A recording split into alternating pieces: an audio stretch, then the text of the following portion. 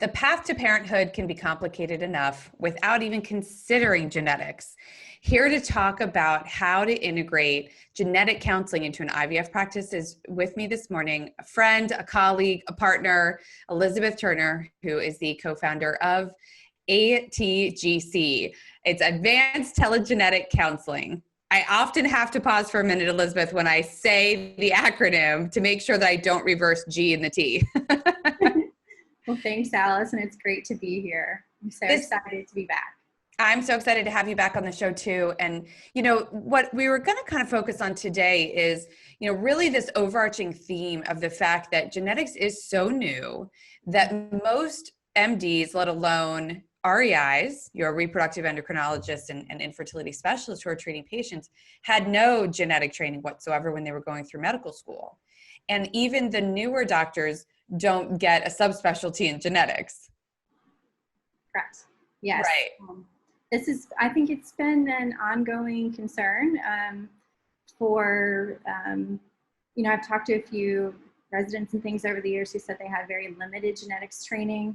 Hopefully that will change as time goes on and genetic testing becomes more commonplace, because it is so important for doctors to know about the types of genetic testing that are available and what those results can mean for their patients and the impact on their patients' lives, as well as continuity of care for many patients. So I think it's definitely an emerging area that hopefully we'll see a greater uptake in practice at the general MD level as time goes on. I think what you just touched on is really kind of the key, is that when you're integrated into a practice, you're not just a genetic counselor for the patient, you're a genetic counselor for the practice, for the physicians, for the practice managers, for the nurses, that when there's an emerging technology or a newer test or maybe an expanded panel of carrier screening, we'll get into what that is in a moment, you're a partner to the practice without having the overhead expense of trying to hire a full-time genetic counselor, right? I mean, so having your team as a go-to resource for smaller practices in IVF settings where they might only do a couple hundred IVF cycles per year, but see, a few hundred patients per year, right? I mean, yeah, that's absolutely part of the benefit. And as we've discussed before, Alice, we know that 1 in 2 cases of infertility are linked to genetics at some level. And so physicians may not have the time necessarily, they're already stretched thin, and taking an hour out of their day to counsel a patient on their specific family and personal health risk factors that may indicate a genetic concern, that just may not be possible for them. And so genetic counselors can serve as that liaison for practices in uncovering what possibly is going on with that patient or in that patient's family that we need to be aware of. And like we said, that can often impact fertility, but it can also impact, depending on what condition or genetic mutation is found, can have impacts throughout the life cycle. And so it is important for patients and their family members to know if they're at increased risk for a wide variety of genetic conditions. So much we test for in the preconception period. We also can test for those prenatally as well.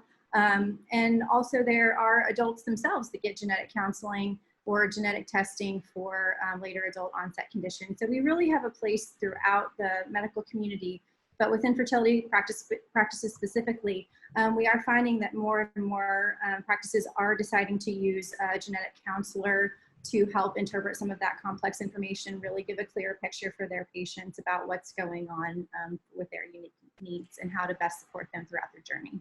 That's so helpful, because then, it does impact decision-making so significantly, in particular because we can do genetic testing of embryos and it doesn't test for everything, right? So part of it is just helping patients really understand, why am I being presented with an option to do IVF with PGT? If there is a single disorder that they're trying to rule out, like a BRCA, a BRCA genetic positive embryo, so that they can transfer one that doesn't have, something as specific as that, versus having the ability to pick a genetically normal embryo to reduce the risk of pregnancy loss, right? And increase success. Yes. Absolutely. There are a couple of common scenarios. There may be a patient that's found to have a chromosomal aberration. So that may explain the reason for their infertility problems. And what you're talking about also is a patient who perhaps is seeking fertility help for a different reason. And that may be because there's like you said, a hereditary cancer risk in the family, which are passed down in a dominant fashion primarily, and they know that each pregnancy would be at 50% risk to inherit that same genetic mutation. Yes, that can also be a very important way the genetic counselors can help support that patient. And those types of patients may be presenting within the same fertility practice as well. So a genetic counselor helping one patient may be focusing on a completely different type of genetic testing than they would for a different patient. So it's really dependent on each patient's case. Ideally, I think every patient who comes through the doors of a fertility clinic would be offered genetic counseling just to see as a baseline what is going on in that family, because so many individuals with fertility problems are affected by genetics. And ATGC is trying to help make that possible by reducing some of the previous barriers that we've had. As you mentioned, we're a very small and we're also a growing field. But as it stands, there's a large deficit of genetic counselors in the country for in-person genetic counseling. Telemedicine can help change all that. It means that our genetic counselors can see patients on demand across the US, regardless of the state of residence of the patient. We do have genetic counselors who are licensed in about half of states currently require genetic counselor licensure. So we support genetic counselor licensure in those states, and our GCs can practice nationwide. And so no matter where the patient is located, they can access genetic counseling at a time and place, very frequently from home, that is convenient for them via smartphone or computer or even just telephone at this point. And that's why the relationship with you, and I love the way that you describe this, is economically conscious pricing, right? Correct. Is that how I love that description so much, because it works both for the clinical practice and for the patient, because you're not looking for to fully integrate a full-time staff, and then you don't need a full-time staff, right? So, the patient volume isn't so high in some of these practices that it warrants full-time, and some patients will decline, and that's their right. But for the patients who do want to have that access, it is so incredibly convenient and affordable that, it doesn't, to me, it makes no sense not to have this as a possibility. But I think some of the barriers still are, that the physicians themselves and the medical community themselves are still learning why this is, so mission critical. Talk us through kind of the ideal timing for someone to have preconception genetic counseling. How early in the process, because most of our patients that end up in an IVF clinic have already been struggling to conceive for so many years. I think in a perfect world, we would receive genetic counseling before we ever conceived. As I mentioned, prenatal genetic testing is possible and is frequently done. However, the ideal time, I believe, would be when the patient presents to the fertility clinic. If they have not already had genetic counseling,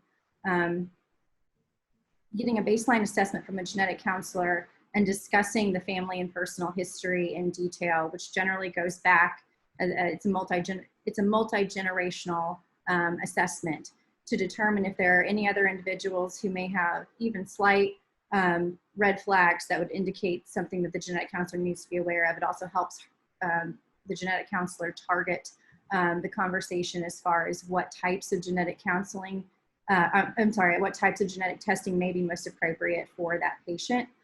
And so ideally, if we are able to see that broader picture at the beginning stages of the patient's treatment or experience within that fertility clinic, we're able to gain so much information that could potentially be useful for the future of this journey.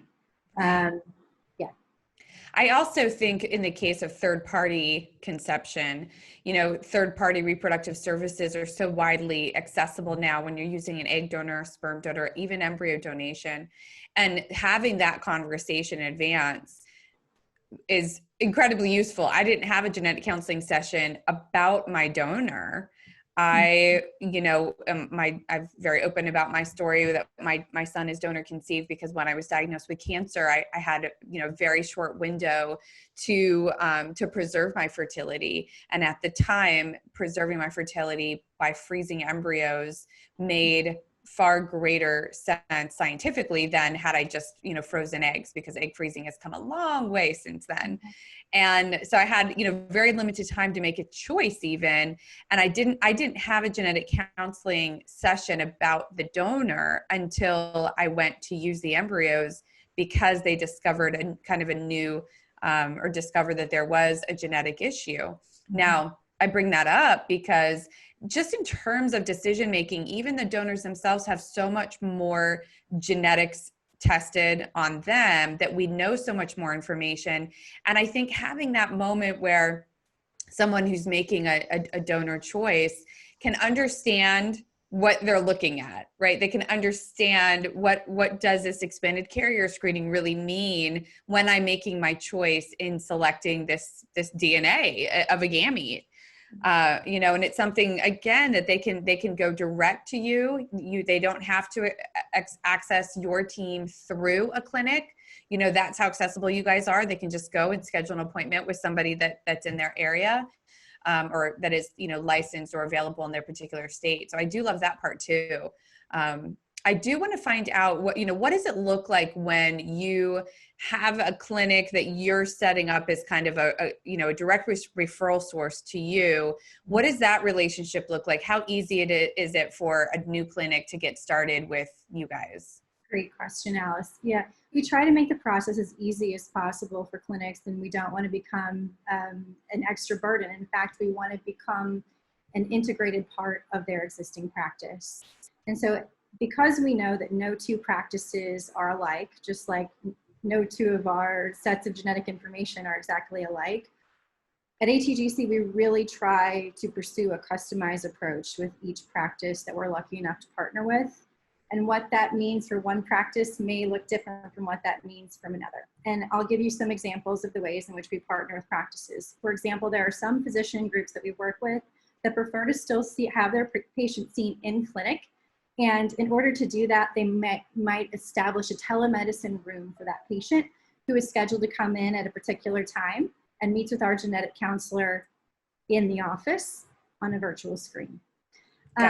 Another option, and one that we are more frequently utilizing, especially now in light of the health concerns that we're facing as a collective whole, is the option for us to connect directly with patients, either simply by a telephone conversation or more routinely through a video appointment, a HIPAA secure telemedicine appointment with a genetic counselor at the appropriate time. We do offer genetic counseling appointments all days of the week, and not only at normal business hours, but weekends and evenings as well, to accommodate patients who may not want to or be able to take off during those traditional business times. Oh, that's amazing. Again, accessible, flexible. These are some recurring themes. I love it. That's so great. And then you guys invest a lot of time in each individual patient. So walk us through then what that patient experience looks like. How much time do they get, with one of your GCs? Yeah, thanks so much. So I would say as a genetic counselor, the gold standard when I was, going through school and everything, we learned that we would like to have the 1 hour genetic counseling appointment, which has become sort of the rare unicorn, I think, over the years. And it's become more commonplace to offer shorter appointments, generally in busier practices that need to support a large volume of patients. With ATGC's model, we're still able to provide those 1 hour appointments. That allows our genetic counselors to really be able to dive in deeply to what's going on in the personal and family history of the patient, to figure out the next steps that are appropriate for them, and also to explain the complex genetic tests that may be recommended. We also provide hour-long results counseling appointments to go over the results of that genetic test. We frequently share that information back with the patient's referring healthcare team for that continuity of care. And we try to break everything down, because genetic testing results are just complex by nature, into as meaningful and actionable notes as possible, so that that's useful information, hopefully, that the patient and their provider can use in the ongoing treatment and management. Beyond that, that we do offer this, we try to offer a great deal of care and support and time to each patient. Sometimes questions come up from a patient or a provider before or after an appointment that they just didn't get a chance or didn't think of it at that time to ask. We do also allow the patients to remain in contact with that genetic counselor as well as their providers, so that in the future, if a question arises or if, for example, a variant result was reclassified, they can have a contact right here at ATGC to come back to ask those questions and get the results and answers that they need. That's incredible. So you're really talking about a long-term relationship here, not a one conversation and sort of done. Now, do I, as a patient, have to prepare for that meeting? I feel like until you start asking the questions, that there might be some times that I have to go back and maybe ask my family members to go back to, to remember things like, how did great grandpa die? Or what was that cancer that, great Aunt Martha had? Those types of things. It does seem like there's some digging that needs to happen. There generally is some digging. Some of the things that we will ask for from the practice that's referring the patient, if they are already a patient of the clinic that's referring them, we will ask for the clinic notes that are relevant for our genetic counselors to see ahead of time. And very often we can do that by electronic data transfer in ways that are very simple for the practice to send over information to us on an ongoing basis. If we have a routine relationship with them, we can design custom systems, integrate with their EMR, whatever they prefer that's easiest for them to get that information to us. Also, the patient can upload it directly to us if they have copies of that information. If there's been existing genetic testing, we'll ask for that beforehand as well. And then from the patient's perspective, the other things they need to know is that they will be asked to fill out some information for us ahead of time that's related to that personal and family history intake the genetic counselor will need. And it will ask those questions about individuals in the family with certain conditions. This gets the patient thinking ahead to what was that cancer that great aunt so-and-so had. And we just ask them to be as complete as possible with a caveat of, yes, we know that we might not have all the information now, and it's possible we won't have it at the time of the appointment, but the genetic counselor just wants to know as much as we can at that time. So the patient will fill out that information ahead of time, and then during the appointment, there's always some things that come up, and that's when the genetic counselor will dive in more deeply to ask those follow-up questions that need to happen to really get a clear picture of where to move forward from here. Got it. I do recall my mother and I participated in a genetic study actually at a university in Los Angeles. And I recall them having to print 4 or 5 pages together for this giant genetic tree. I still have it, and it's all taped together because there's not a printer that can print something quite so long, right? So we had to print kind of each section at a time. Is that something that patients still receive? Is that commonplace to receive that genetic tree, if you will? Yes, that's the other part of the information that's received back by the patient and the physician. I'm so glad you brought that up. I think every genetic counselor's pride and joy is their ability to take a complete family personal history. So I'm glad that you still have yours and find it useful for your I mean, it took us a lot of time to build it, right? I mean, so that time investment, I'm so glad I still have it too, because I think it's really important for my own child, to be able to continue to pass on that information is so important. And now that we do have even services like 23andMe, right? That does some level of health testing along with, some of the other sillier traits, like if you sneeze when you look at the sun, that's not quite as medically relevant as, some of the carrier screening that is done. And as we move into more and more complex areas, it just, seems, and by complex, what I mean is the polygenic scores, right? And what that even means. So, and I threw out a term that probably, few people even know. But when we're looking at kind of risk of heart disease or risk of diabetes, there are far more than one genetic variant that are involved in risk factors for that. So can you very quickly just kind of walk us through what does polygenic mean, and what is the risk of people kind of getting some of those tests done that are offered in the direct-to-consumer market without knowing what it really means for them and what to do with the information?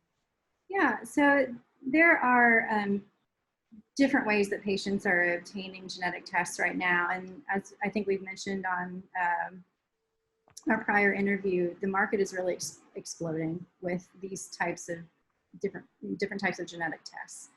And what ATGC focuses on primarily is more traditional genetic testing that has actionable results and that's recommended for patient care. Some of the direct-to-consumer tests that are emerging on the market, though they may give some health insights, you mentioned the 23andMe. Primarily, that's used as an entertainment type of test, if you will, and it can provide some useful information. There are a few, valid genetic results that are offered. However, it doesn't necessarily give a complete picture of risk. And so even though you may be negative, for example, for the BRCA variants, I believe there are 3 that are detected on that 23andMe test. There are so many others that you could possibly be at risk for. And beyond. That was so controversial when they came out with that because the medical uproar, was significant, right?